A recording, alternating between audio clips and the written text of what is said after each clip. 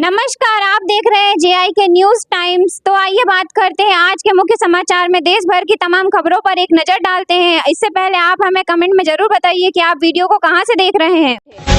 सेबी ने axis mutual fund के चर्चित फ्रंट रनिंग मामले में सख्त कदम उठाते हुए पूर्व चीफ डीलर वीरेश जोशी समेत 20 लोगों पर कुल 7.5 करोड़ रुपए का जुर्माना लगाया है। साथ ही वीरेश जोशी और दुबई के ट्रेडर ब्रिजेश कुरानी को 7 साल के लिए शेयर बाजार से प्रतिबंधित कर दिया गया है। जांच के अनुसार सितंबर 2021 से मार्च 2022 के बीच वीरेश जोशी ने बड़े फंड ऑर्डर की गोपनीय जानकारी कुरानी को दी थी, जिसके आधार पर पहले से ट्रेडिंग कर अवैध मुनाफा कमाया गया। सेबी ने इसे बाजार के नियमों का गंभीर उल्लंघन बताते हुए पारदर्शिता की रक्षा का संदेश दिया है।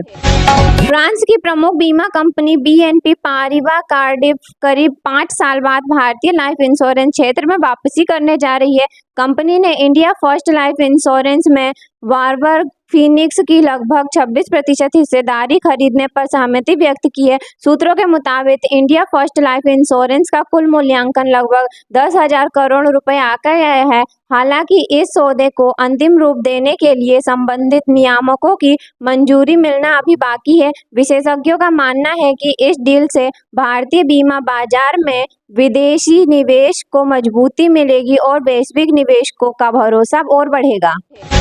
रियल एस्टेट निवेशकों के लिए राहत भरी खबर है। एडलवाइस म्यूचुअल फंड भारत का पहला आधारित इंडेक्स फंड लॉन्च करने जा रहा है। इस फंड के जरिए निवेशक एक ही म्यूचुअल फंड के माध्यम से देश के लिमिटेड रियल एस्टेट क्षेत्र में आसानी से पैसा लगा सकेंगे। कंपनी की एमडी और सीईओ राधिका गुप्ता के अनुसार इसका उद्देश्य रियल एस्टेट निवेशक को आसान बनाना है, जिससे भारी पूंजी और प्रॉपर्टी के जोखिम जैसी बाधाएं दूर होंगी। हालांकि किसी भी वित्तीय निवेश की तरह इसमें भी जोखिम शामिल है, इसीलिए अपनी क्षमता के अनुसार ही निवेश करें। पश्चिम एशिया में बढ़ते तनाव के कारण कच्चे तेल की कीमतें $100 प्रति बैरल के करीब पहुंच गई है, जिससे भारतीय शेयर बाजार में भारी गिरावट दर्ज की गई। इस महीने तेल की कीमतों में करीब 32% का उछाल आया है, जो भारत के आयात बिल और महंगाई को बढ़ा सकता है। दूसरी ओर अमेरिकी 10 वर्षीय बॉन्ड यील्ड के बढ़कर 4.7% पर पहुंचने से विदेशी निवेशक उभरते बाजारों से पैसा निकाल रहे हैं। इसका सीधा प्रतिकूल असर भारतीय शेयर बाजार और भारतीय रुपए पर पड़ रहा है, जिससे रुपया अपने सर्वकालीन निचले स्तर के करीब आ गया है।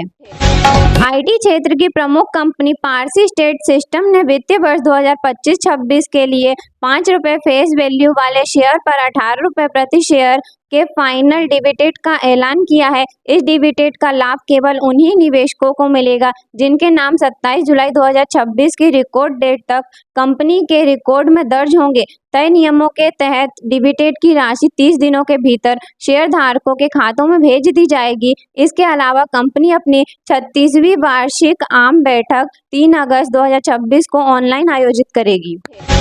देश की प्रमुख अस्पताल श्रृंखला मणिपाल हेल्थ एंटरप्राइजेस 9,275 करोड़ रुपए जुटाने के लिए अपना बड़ा आईपीओ ला रही है। इसका प्राइस बेड ₹560 से ₹590 प्रति शेयर तक किया गया है। यह इश्यू 29 जुलाई को खुलेगा और 31 जुलाई को बंद होगा, जबकि एंकर निवेशक 28 जुलाई से बोली लगा सकेंगे। कंपनी के एमडी और सीईओ दिलीप जोश के अनुसार आईपीओ से प्राप्त राशि का उपयोग कर्ज चुकाने और अगले 3 वर्षों में 3,000 नए बेड जोड़ने तथा केरल, हैदराबाद और एनसीआर में विस्तार के लिए किया जाएगा।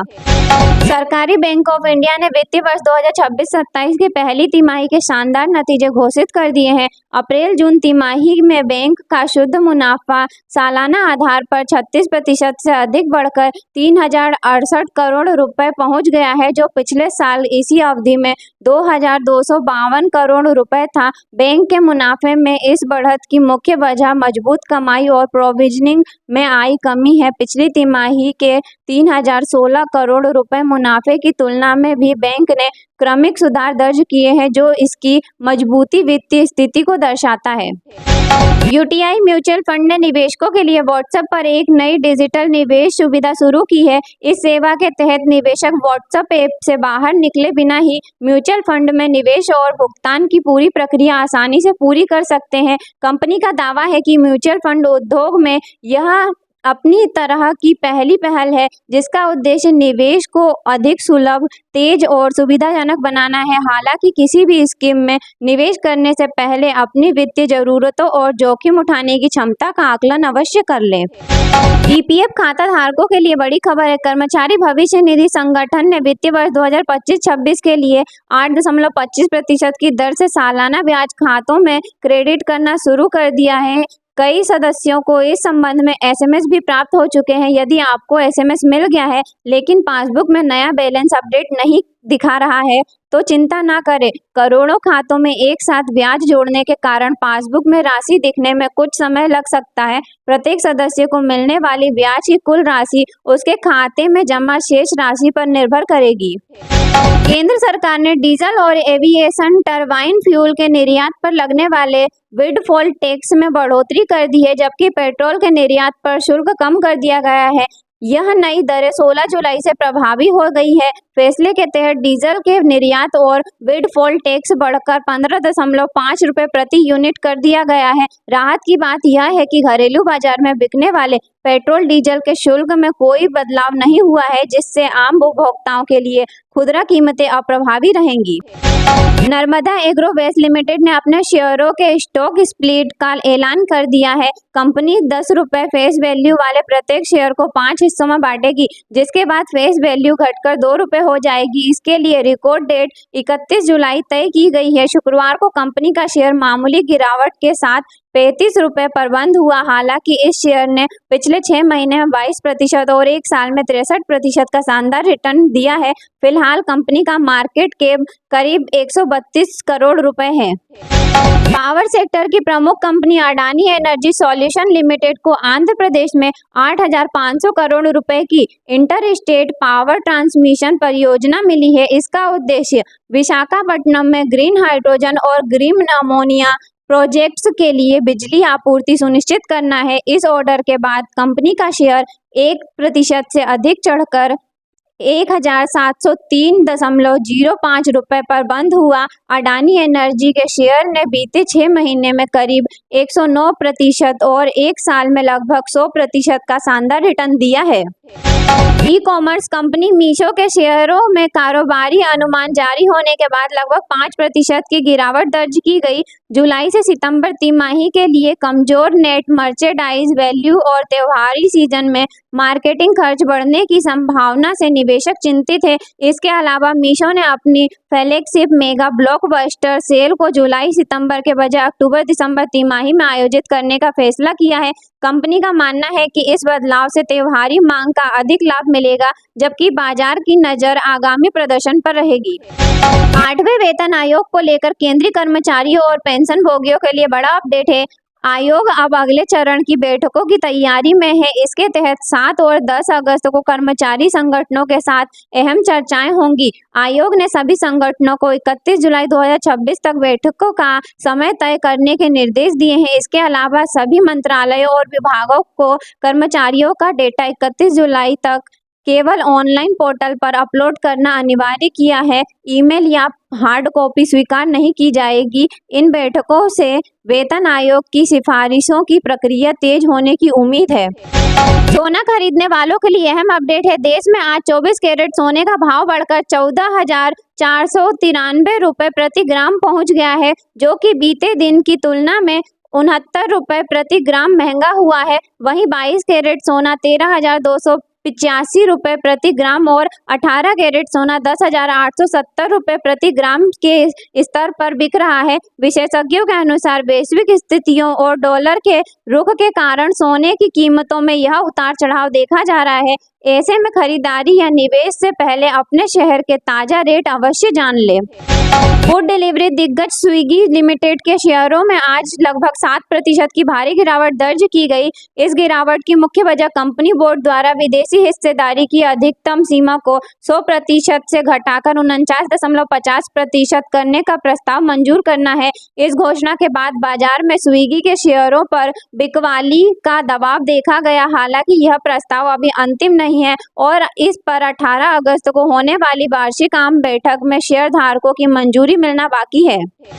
बैंक, इंश्योरेंस और म्यूचुअल फंड से जुड़े करोड़ों ग्राहकों के लिए बड़ी खबर है। अगले महीने से बैंक और इंश्योरेंस कंपनियां कॉमन कस्टमर आईडी सिस्टम पर काम शुरू करेंगी। इस व्यवस्था का उद्देश्य ग्राहकों को बार-बार केवाईसी दस्तावेज जमा करने की परेशानी से राहत देना है। अभी अलग-अलग वित्तीय सेवाओं के लिए अलग कस्टमर आईडी होती है, लेकिन नए सिस्टम के लागू होने के बाद एक ही पहचान के जरिए कई सेवाओं का लाभ लेना आसान हो सकता है। रॉयल्स की रिपोर्ट के अनुसार भविष्य में म्यूचुअल फंड कंपनियों को भी इस सिस्टम से जोड़ा जा सकता है।